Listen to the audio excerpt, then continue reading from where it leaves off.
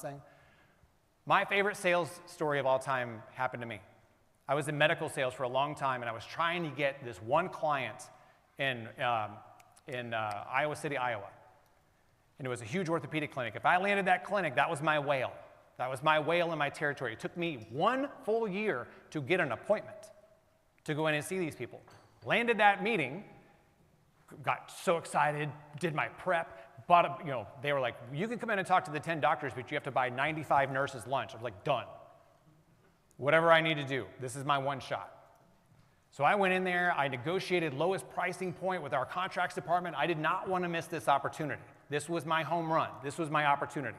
And I went in, 9 of the doctors were lovely. One of them was a gigantic jerk.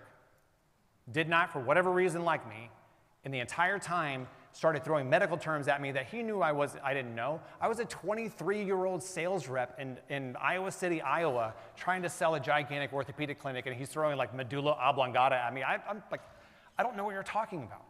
But he kept trying to get me off my game the entire time, pushback, resistance, the whole time. And I said everything I needed to say.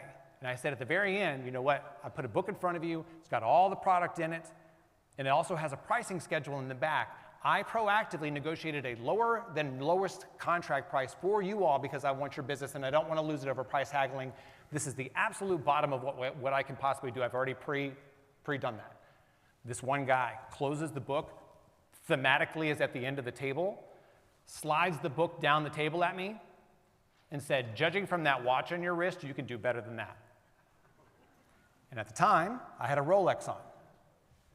What he didn't know, because I was a 23-year-old struggling salesperson in Iowa, I didn't buy that watch. My grandfather gave me that watch for my college graduation. And so in that moment, I had to make a decision. You ever had that angel and the devil on your shoulder? So in that moment, the angel's like, simmer down, it's gonna be fine, just get through this, you're almost done.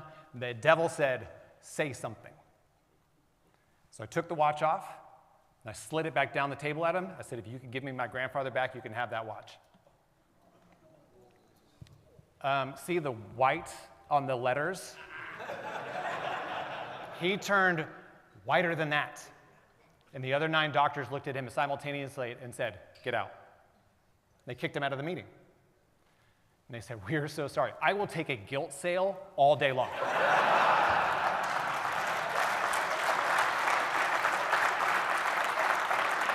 That check cashes just the same. The bank's not like, oh, that was a guilt sale, we're going to knock off 10%. No, that bad boy goes through the same way. So they were like, we are so sorry. That was atrocious. We are so embarrassed. Absolutely, we would love to give you the business. Please, let us know what we can do. Great, fine. They all leave.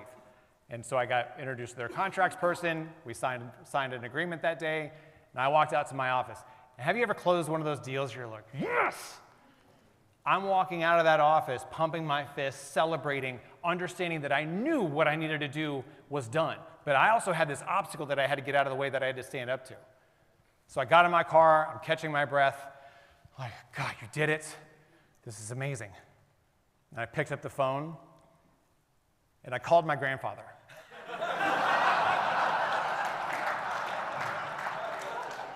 And I said, hey, I owe you a huge apology.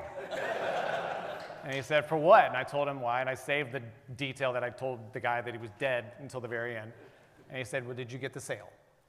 And I said, yes, sir. And he goes, well, I'm proud of you for standing up for yourself. Because sometimes we're going to have that resistance. Now, I do not advocate you throwing your watches at people, so don't be like, it worked for Rich, here we go. Like, no.